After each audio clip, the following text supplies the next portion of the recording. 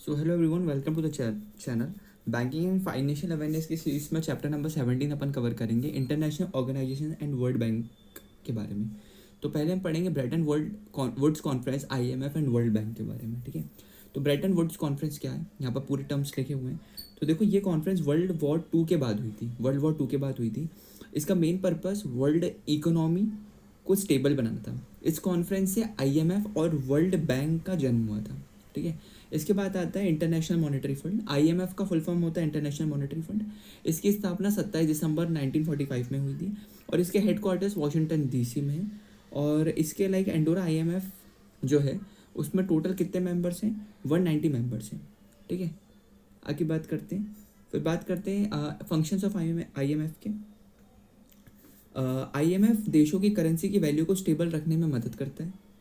जब किसी कंट्री के पास फॉरेन करेंसी कम हो जाती है तब IMF फाइनेंशियल सपोर्ट भी देता है। और IMF ज़रूरत पड़ने पर मेंबर्स कंट्री को लोन देता है। साथ में IMF कंट्रीज़ को इकोनॉमी इंप्रूव करने का सजेशन भी देता है।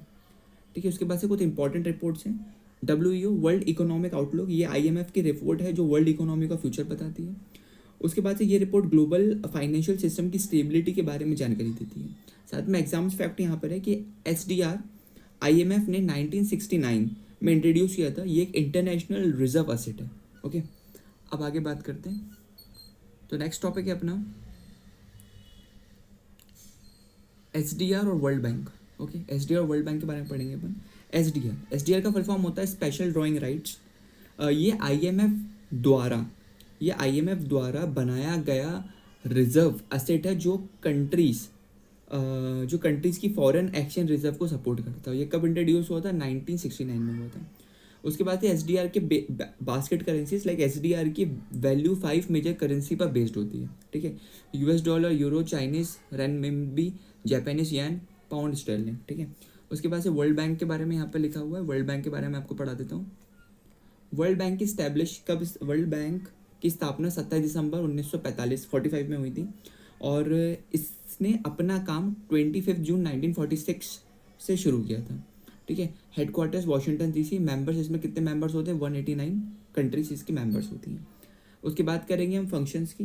तो वर्ल्ड बैंक डेवलपिंग और पुअर कंट्रीज को कम इंटरेस्ट पर लोन देती है। ओके, फर्स्ट ये हो गया। देन गरीबी कम करने के प्रोजेक्ट्स को फंड देती है, इन्वायरमेंट और क्लाइमेट से रिलेटेड प्रोजेक्ट्स को सपोर्ट करती है और कंट्रीज़ की इकोनॉमिक ग्रोथ को बढ़ाने में मदद करती है।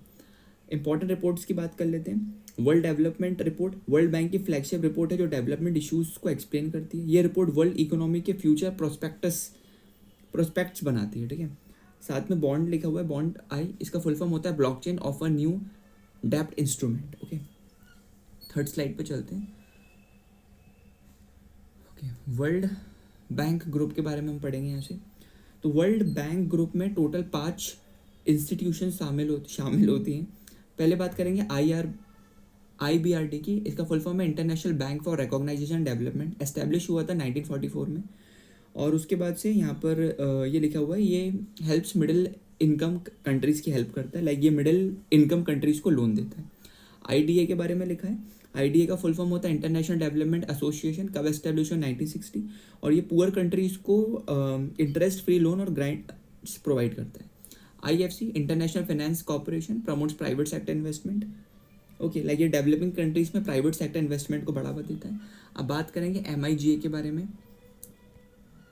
MIGA multilateral investment guarantee agency है। ये इन्वेस्टर्स को पॉलिटिकल रिस्क इंश्योरेंस प्रोवाइड करता है। इसके बाद करेंगे ICSID international centre for settlement of investment disputes. इसका एस्टेब्लिशमेंट 1966 में होता है और ये इन्वेस्टमेंट डिस्प्यूट्स को सॉल्व करता है। ठीक है, एग्जाम फैक्ट लिखा है world bank group consist of 5 institutions. ये बात रखना, 5 इंस्टीट्यूशंस कौन सी है, IBRD, IDA,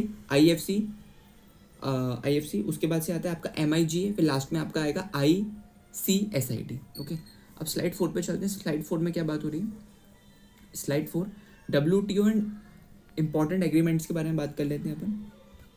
देखो, मैं एक बार और बता दूं, हम जो भी अभी चैप्टर्स हमने टोटल कवर करे ना, मैं मानता हूँ अभी मैंने प्रॉपर डिटेल में एक्सप्लेनेशन नहीं दिया तो थोड़ा दिक्कत हो सकता है, लेकिन अभी एक बेसिक इंट्रोडक्शन जानना कम समय में उसके लिए बेनिफिट वीडियो हो सकती है।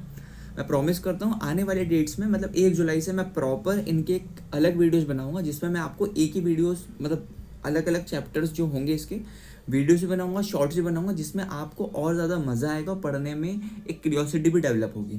ठीक है, तो चैनल से जुड़े रहना। बाकी स्लाइड 4 पे हम स्लाइड 4 के बारे में बात करते हैं। WTO, world WTO full form आपको याद होना चाहिए, वर्ल्ड ट्रेड ऑर्गेनाइजेशन। एस्टैब्लिशमेंट हुआ था 1 जनवरी 1995 में।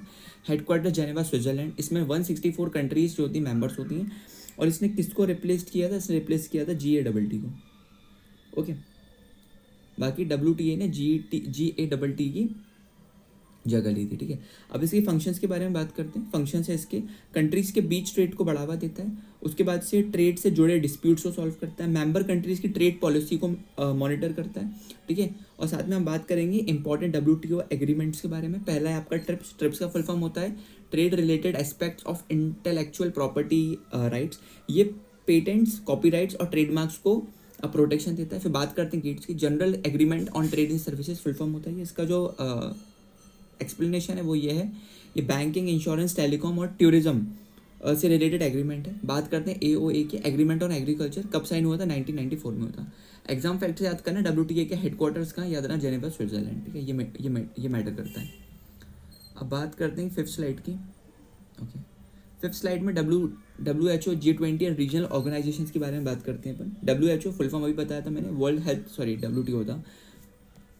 अब हम बात करेंगे WHO की, वर्ल्ड हेल्थ ऑर्गेनाइजेशन। एस्टैब्लिशमेंट 7 अप्रैल 1964। Headquarter same. इसमें कितने मेंबर्स होते हैं? 194 कंट्रीज़ के मेंबर्स होते हैं। इसके बारे में हम G20 की बात करेंगे। G20 का establishment 1999, consist of 19 countries plus European union. Represents around 80% of world trade. G20 countries world trade के लगभग 80 रिप्रेजेंट करती है। बात करेंगे SAARC। इसका फुल फॉर्म याद रखना, South Asian association for regional corporation.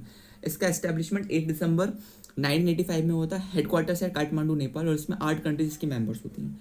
BIMSTEC, इसका फुल फॉर्म है Bay of Bengal Institute for Multi Sectoral Technical and Economic Cooperation. Establish 1997, headquarters Dhaka, Bangladesh. ठीक है, ऐसे ही करके आगे भी टर्म्स दिए हुए हैं, इन सबका स्क्रीनशॉट लेके चलना। ठीक है, ASEAN, सॉरी, इसका फुल फॉर्म होता है association of south east Asian Nations. ये साउथ ईस्ट एशियन के 10 कंट्रीज का ग्रुप है। Headquarters Jakarta, Indonesia. और एग्जाम फैक्टर ना, India hosted G20 summit in 2020। India ने 2023 का G20 समिट भारत ने होस्ट किया था। अब स्लाइड 6 पे चलते हैं। स्लाइड 6 पे बेसिक टर्म्स डले हुए हैं। ब्रिक्स के बारे में है, AAIB, ADS एंड BIS के बारे में। ब्रिक्स का फुल फॉर्म, ब्रिक्स का जो टर्म्स है वो क्या है? Brazil, Russia, India, China, south Africa. उसके बाद से इन्होंने 2001 में ब्रिक टर्म कॉइन किया था, जेम ओनील इन 2001।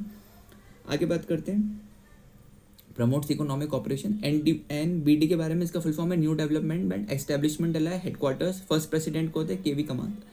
AIIB, Asian infrastructure investment bank. Headquarter establishment कब होता है? Headquarters China.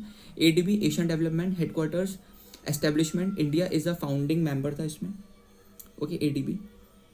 अब बात करते हैं BIS के बारे में, bank for international settlements. Establishment 17 में 1930। Headquarters Bessel, Switzerland.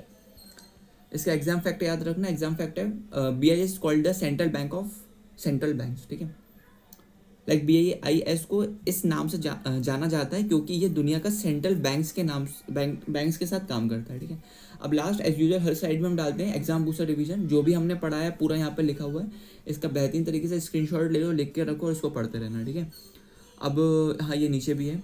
ठीक है, यहाँ भी लिखा हुआ है ये। अब उसके बाद से लास्ट में जो हमने जितना भी पढ़ा उसके MCQs डाल दिए मैंने, साथ में आंसर है। एक दो कंप्लीट करवा देता हूँ, वैसे ज़्यादा तो नहीं होगा। IMF कब एस्टेब्लिश हुआ था? 1945 में। Headquarters of WTO is located in Geneva. ठीक है, बाकी सारे अब स्क्रीनशॉट ले लेना। कुछ भी डाउट हो तो मुझे कमेंट सेक्शन में बता देना और अच्छे से एक्सप्लेन कर देंगे। तो ये था हमारा चैप्टर 17। इसके बाद अब चैप्टर 18 आएगा, जिसमें हम इंपॉर्टेंट गवर्नमेंट स्कीम्स के बारे में बात करेंगे। जो गवर्नमेंट स्कीम्स बहुत होती है, लेकिन अभी मैं जितनी इंपॉर्टेंट है उसके बारे में बात कर लेंगे। ठीक है, ये वाला भी देख लो, विच ऑर्गेनाइजेशन रिप्लेस GATT, तो क्या था? WTO, है ना, याद रखना, ये भी पढ़ाया था ऊपर। तो मिलते हैं नई वीडियो के साथ, तब तक के लिए जय हिंद, जय भारत, पढ़ते रहो, अपना ख्याल रखो।